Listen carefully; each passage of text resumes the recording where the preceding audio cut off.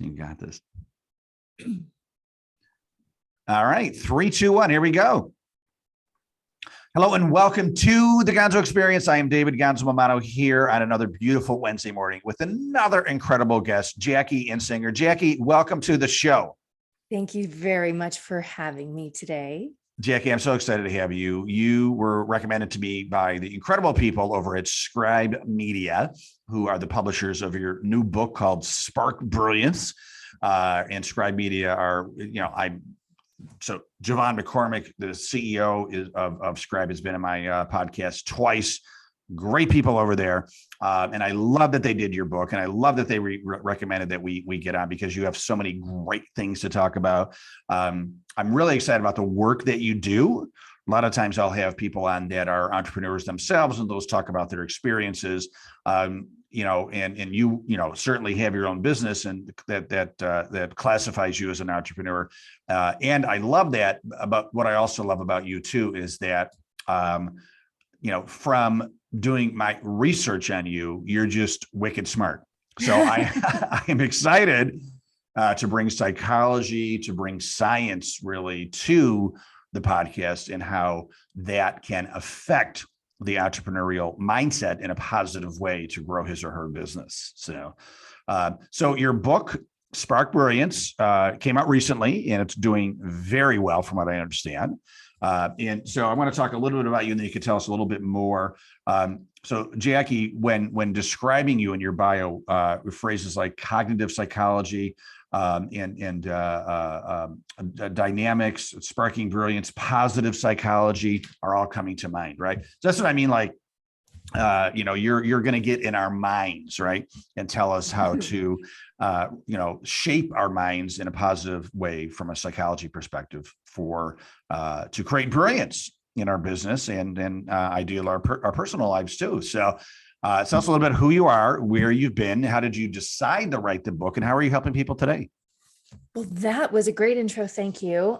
No pressure on the so smart thing. I'm like, it's all on paper. Just kidding. Wicked smart. Wicked smart.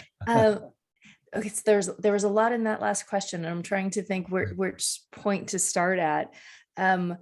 So yes, trying to get into people's brains, but it's really about helping optimize your brain and behavior for your own success and the success of those around you and the success of those you get to lead. So it's really about using tools to be able to shift in positive ways that create a ripple effect, create a cascade effect. And they're very simple ways to do that.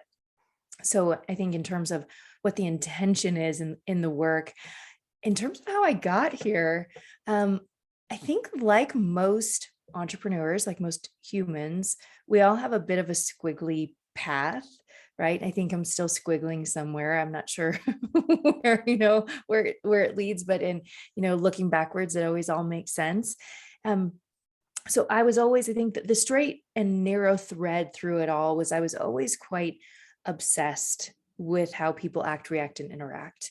That was always since I was a really little girl, trying to figure out dynamics in my family, dynamics with my friends.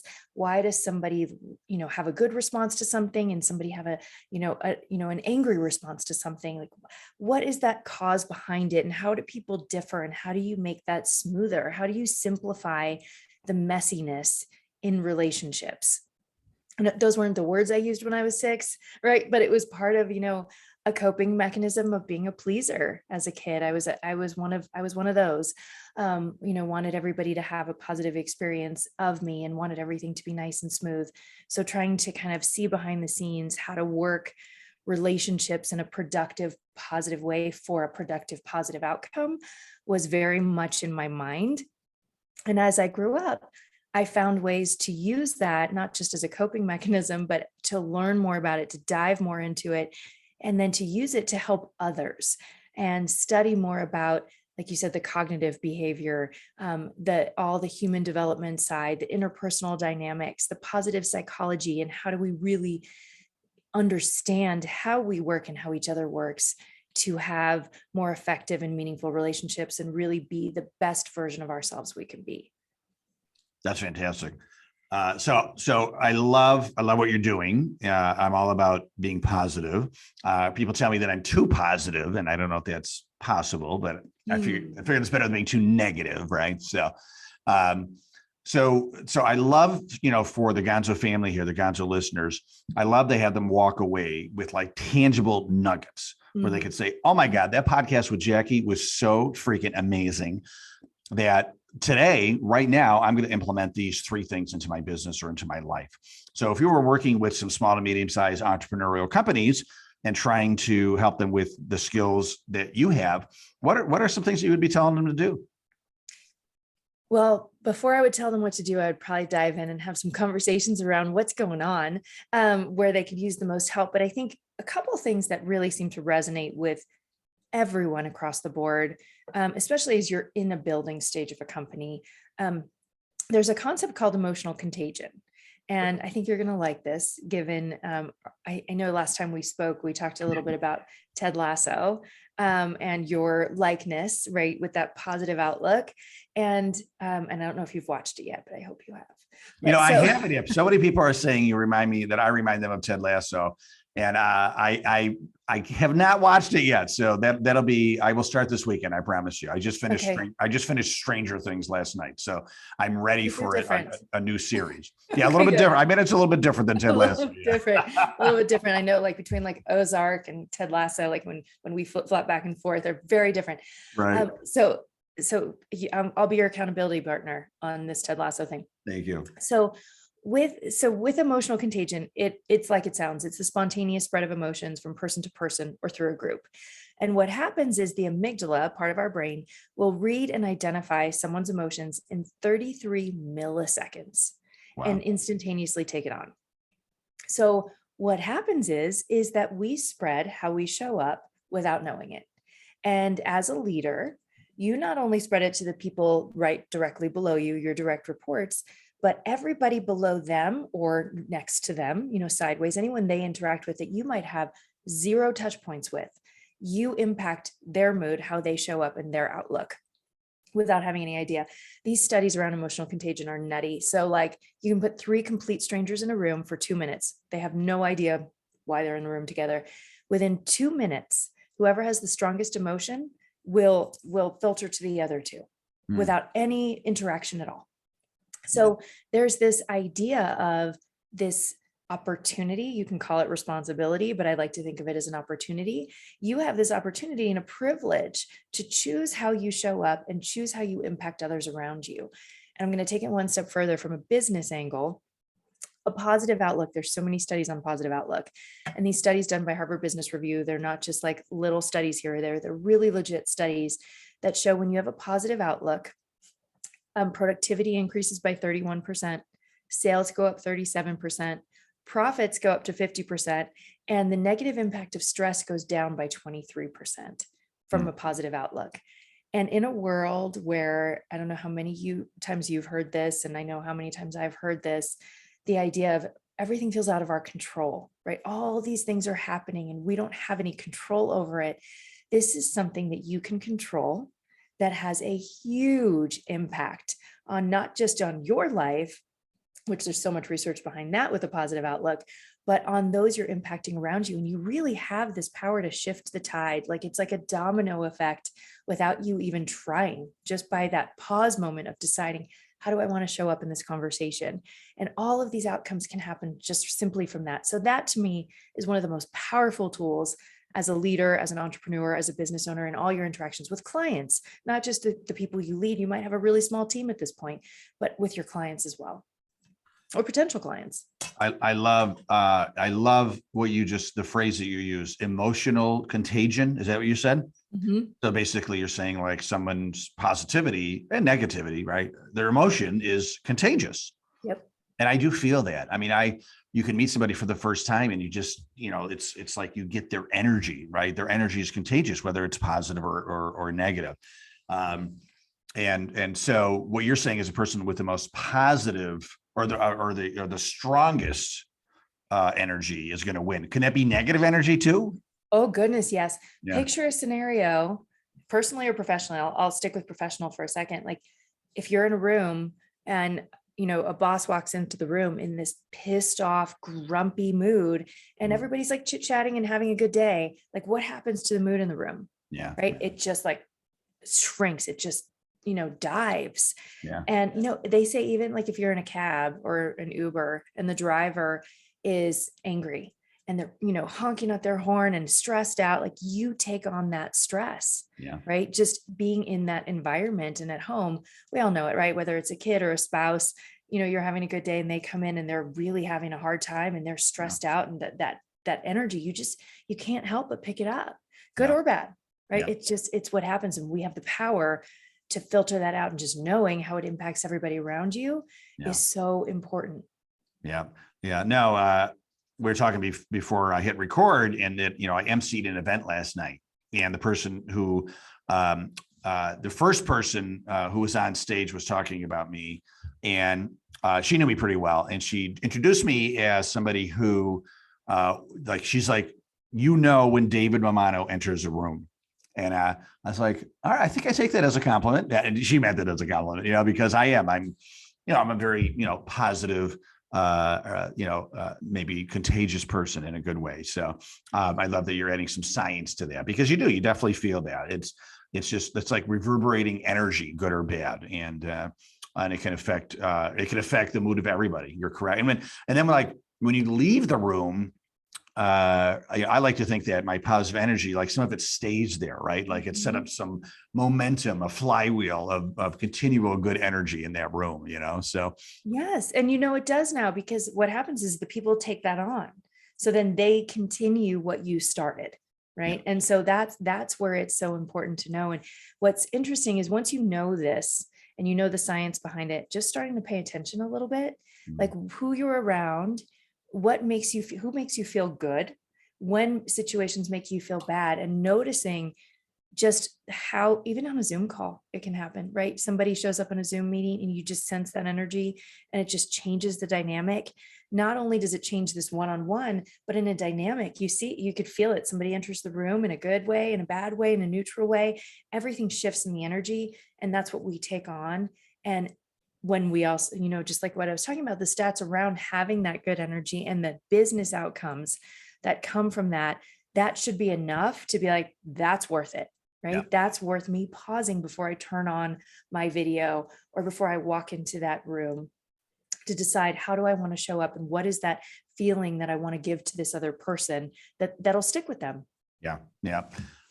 No, that is incredible. So I'm going to introduce you to someone who had on my podcast just recently, a guy named Stuart Lacey. He runs the Bermuda Clarity Institute, and he is based on science. His coaching is talking about the luck mindset. So you're maybe familiar with Carol Dweck's book Mindset. Oh, yeah. And there's a fixed mindset and a growth mindset. And, he has discovered the next level of the growth mindset, which is the luck mindset. Ooh. And basically like expecting with a positive attitude that good things are going to happen. He talks about a quote from Bob Hope, that Bob Hope often, he said along his journey, he often found himself at the intersection of where luck meets opportunity.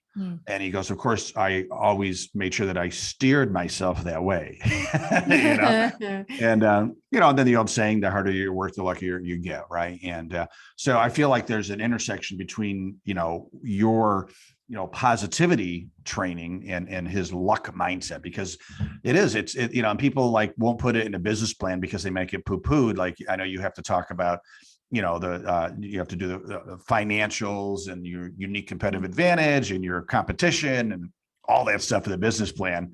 But, you might get laughed at if you put in and here's what we're going to do to plan for luck and positivity. But based on what you just said, 30%, 50%, et cetera, sales and all that stuff that it could be planned for, right? I mean, this is getting scientific now, correct?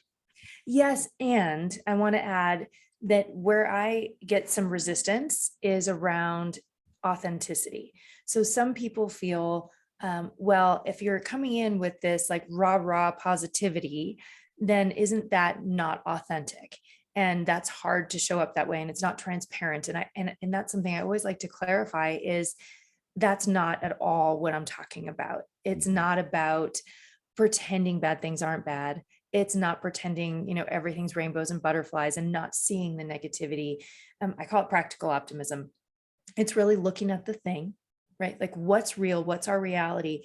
And then the belief, like where we can say like the luck mindset, right? The belief that we as a team or as a group or as an individual can figure this out. We will get to a good outcome, and looking ahead at the future. And as Sean Acor says, like, let's fall up and not fall down, right? So being authentic about what is the truth, what do we see here? And then looking at the future with this positive outlook and the belief that we will get where we want to go, and maybe someplace better. Right. Yeah. So yeah, that's important. That's where the shift is. Yeah, that's important, because what you're saying, you can't be just surfacey cheerleading stuff. I mean, it's got to be like, we're going to dig into the good, bad, and ugly, and make it very ugly at times. Yet we will figure out in a positive way on how to get through this. So yes, and I think through the past few years, what we've learned so much about is authenticity, right? And trust. From a business standpoint, trust is one of the most important ways to keep people, and for retention and engagement, and why people want to stay is that trust is key, and psychological safety, and feeling that authenticity and being able to speak your truth and speak your mind and feel valued and seen for who you are. So if you cover it up with this layer of just, rainbows and butterflies, then where's the trust in there, right? So there is a really fine point. There is an intersection, I believe, of where authenticity meets that positive outlook, where the magic really happens, where let's be real, let's be authentic, let's have that trust and transparency, and believe with this positive outlook that we will get exactly or better than where we need to be. yeah, I love it. Little side note, I love that you're saying and. Have you learned that instead of saying but?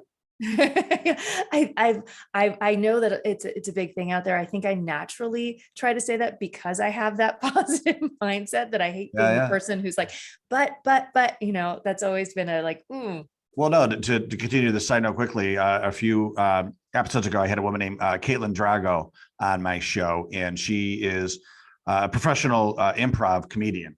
And she has taken that and gone into businesses and used improv to help them grow their business, right? Sales, et cetera. And the number one rule in improv is you never say but, you say yes and. So someone may say, you know what, Jackie, sales are down this quarter and it's not looking good. Some people may say, yeah, but we're going to get better. But instead of saying yes and, because then you're acknowledging that what the person said, there's some truth to that. Yes, and I am totally up for today at noon brainstorming some solutions on how we could correct the situation within 2 months. Now it's more positive, right? And a lot of times when you say the word but, you cancel everything else that you said before. Hey, Jackie, I really like you. I think you're smart. I think you're doing some great work, but I wish you blah, blah, blah. I just cancel all those nice things I said about you when I said but, right? Yes, absolutely. And in addition to that, there's when you give feedback to somebody and you're giving them feedback, or they're sharing an idea and you really disagree with it. And you're just like, but that won't work because, right? Yeah. And when you flip it to the end, you're actually building on what they said rather than, diminishing or poking a hole in what they said. And so that's where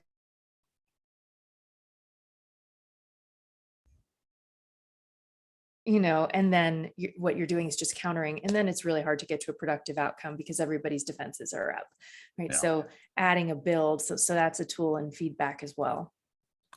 Yes, and I love that very much. We could do this all day.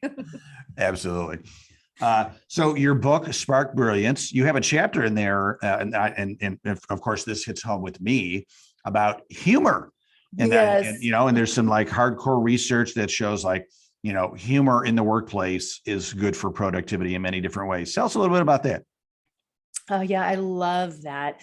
And I think we're very like-minded people around play and humor and joy and gratitude and all of those types of things. And and people don't realize everybody, so many people take things so seriously. There's so many companies, if not the overwhelming majority of companies that I work with, they're very serious, and they're not doing brain surgery. They're not doing things that are life or death, but it feels so serious. And in those moments, it can become overwhelmingly serious, and fun and levity and joy. And it doesn't have to be going on outings all the time, or going to comedy clubs. It could just be intentionally allowing humor and play and joy, and making sure that you infuse that throughout and encourage that throughout. Things shift so much. All the hormones that we have, that we release, in all the neurotransmitters around bonding, which is what oxytocin, which increases trust in a workplace, and connection and community, which is what we know makes people want to stay, right? That gets elicited. Our dopamine, the feel-good hormone, our endorphins get, and even just the anticipation of something being funny, the anticipation of laughter releases dopamine, which makes you want more of it. And that feeling of that high, of that feel good. So all of these things are happening. Stress goes down when there's humor around. You actually deal with stress differently in a place where there is joy or humor or levity. The impact of it isn't as great, and it doesn't last as long. So there's all these things that happen when you create an environment where that's welcomed. And there is intentionality around it in a lot of places where you have to develop some kind of cadence and some kind of way of infusing it, and having different people's versions of fun. Because not everybody has the same version of fun. So I think that it is so key. And so that's why I included a chapter on it in the book. Yeah, I have found, humor has been a part of my life because I had to use it. When you look like me growing up, you had to have something to make you stand out. And so I reverted to humor. I was a ringer for Screech. So of course, wasn't winning any, I don't best, see that. I see best, the Ted Lasso thing. I don't see Screech. I'll show you my high school picture at some point. There was no George Clooney lookalike mistakes. But and so sometimes, we all experience stressful situations, and I've in business and life. And I think sometimes people are expecting me to be, really panicked, upset when something goes wrong. And then they're a little surprised when I'm just calm, cool. I don't want to say stoic, but adding, a dash of humor to the situation, and then it brings them to a more calm level as well. And then we could figure this out instead of the anxiety and, oh my God, how are we going to fix this? So emotional contagion. Emotional. Yes, exactly. I love that. So your book, once again, Spark Brilliance, of course, on Amazon, et cetera. So people, if they want to buy it, what are they going to walk away with? What are some things they're going to be like, oh my God, I'm so glad I read this book. I'm going to do these things differently now. So I wrote the book intentionally to be actionable. So it's a leader's playbook. And so that right there on the thing, the whole point of it is to simplify what's messy. And people are messy. Leadership is messy. Most people are not born with the innate knowledge of how to be a leader. Actually, 9 out of 10 people who are leaders are not natural leaders. So you have to learn. And most leaders also don't have time to learn because they're doing their job, they're leading people. So what I tried to do in this book is simplify what's messy. There's a lot, it's all data driven, it's all research backed through stories and action. So each chapter has a self-evaluation to see where are you in this particular aspect. I call it like the 10 facets of brilliance, right? So in this aspect of brilliance, where are you right now? And this self-evaluation, you get these action steps throughout the chapter. And at the end of every chapter, it's next steps to do with your team. So it tells you exactly what to do to implement. And so each chapter builds upon the next. So all you have to do is read it and do it what it says. And you should see a difference after every chapter. And I tell my clients this all the time. If you're not making progress, I'm not doing my job. And it's all about making progress, moving in the right direction. We know progress is a top indicator of happiness and success and is the key to motivation. So it's all about getting this momentum. There's a whole chapter on motivation and momentum, right? So it's all about how do you build that? And there are so many simple things that are proven to work. that are, taken from research and used with my clients to figure out how do you simplify this and put it into action to get the greatest results in the shortest amount of time. And so you'll get all of those things in the book. It'll tell you exactly what to do. That's fantastic. I love books that are actionable, right? Because sometimes I read a book, I'm like, oh my God, the book was so good, but I don't know what to do. So, Exactly. good for you for breaking it up into, it sounds like, bite-sized chunks of action as you're reading the book to move forward. So again, Spark Brilliance, Jackie Insinger. Jackie, thank you so much for sharing some heartbeats with us today. Truly appreciate you being on the show. And of course, wishing you massive continued success. Would love to know if people want to get in touch with you and learn more. What's the best way to do that? Well, LinkedIn is my social media of choice. I'm not great at social media, so that's the one I tend to spend the most time on. Yeah. So just Jackie Insinger on LinkedIn. I also do have Instagram, Jackie Insinger. And anybody can email me, Jackie@sparkbrilliance.com. I love feedback. If anybody has questions about the book or reads it and gives feedback, I would love that. So any interaction, I love engagement and love this conversation. So, so welcome to reach out to me directly. Excellent. Thank you, Jackie. Truly appreciate it. And again, I wish you continued massive success as you move forward. Thank you, David. Thank you. And thank you, Gonzo family, for listening to yet another great episode of the Gonzo Experience podcast. Every Wednesday morning, we're sparking more brilliance. So please make sure to like us, share us, all that good stuff. And don't forget to stay awesome.